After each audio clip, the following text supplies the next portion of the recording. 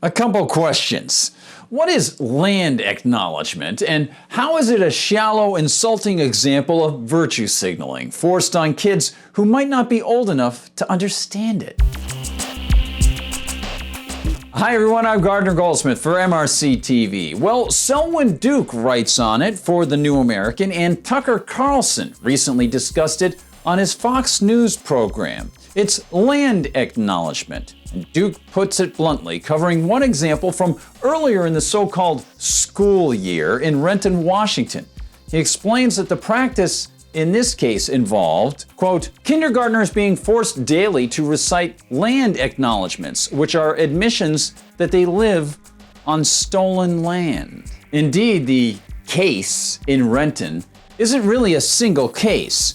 It was an ongoing part of so-called education pedagogy that saw the teacher day after day repeatedly drum the idea into the heads of children and then force them to recite the claim. Kim Clark wrote about it at the time at the end of September last year for Law Enforcement Today. Quote, in a virtual kindergarten classroom in the suburbs of Seattle, a mom says the person hired to teach her young son has instead been tormenting him and his classmates by accusing them of living on, quote, stolen land, end quote.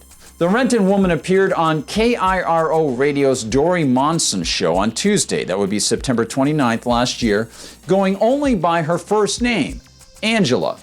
On the first day of her son's virtual class, Angela said she heard the unusual message as the teacher welcomed students and launched into the day's lesson. By day 3 or 4, she told the host of the radio show she had decided to record what the teacher was saying to the class of 5-year-olds. And though she spoke to the school principal about it and received a promise from a school administrator that the teacher would be advised, nothing changed. In fact, it got worse. Today, Tuesday though, the teacher took 17 minutes of class time to talk about it.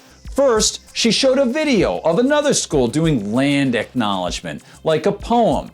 Then she had the kids repeat that acknowledgement poem back. And then she decided that the students were going to write one for the Duwamish people. So they took the time to do that. The Duwamish people are a still extant tribe of American Indians who lay claim to areas of what is now known as Washington State, including Renton, Seattle, Burien, Tukwila, and Redmond. And though many Americans might see their subjugation at the hands of the U.S. government to be ancient history, one must note that horrific U.S. and Canadian government policies, such as the Indian boarding school abduction and re-education of American Indian children, continued in the northern U.S. and southern Canada until 1970.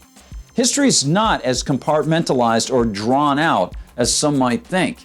And in the case of American Indians, not only have most of the agreements Indian tribes made with the U.S. government been broken by the U.S., many victims of U.S. oppression and theft still live. So far, as it's been with contemporary government policies regarding American Indians, the land acknowledgement rhetoric is just a virtue signaling sham.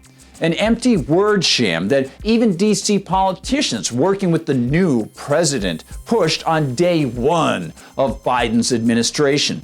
As Tucker Carlson noted, at an inauguration event for Joe Biden, for example, one Democrat offered this land acknowledgement, quote, our country was built on indigenous land and we pay tribute to the indigenous nations, end quote. Which presents a few problems. First, there were multiple Indian nations on North American soil, and anyone familiar with Russell Means and his work with the Lakota Sioux to get the U.S. government to respond to their land claims knows quite well that Indian nations still exist.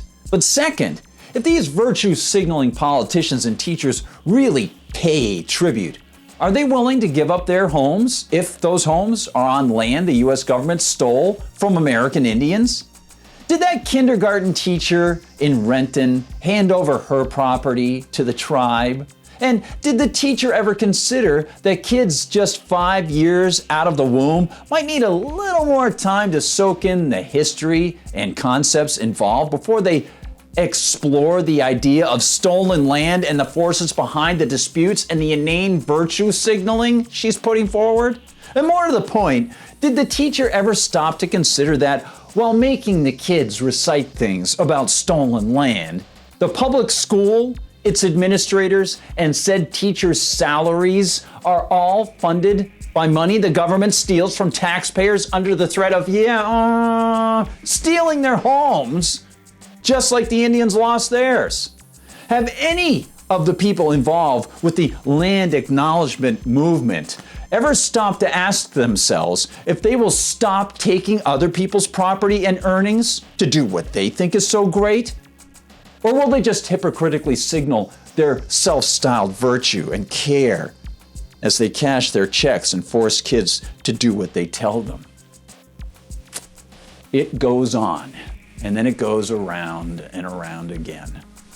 Just paraphrasing one of my favorite songs. Thanks so much for watching, everybody. Please like and subscribe if you have the opportunity. We're on YouTube. We're also now on Rumble. You'll find our videos there.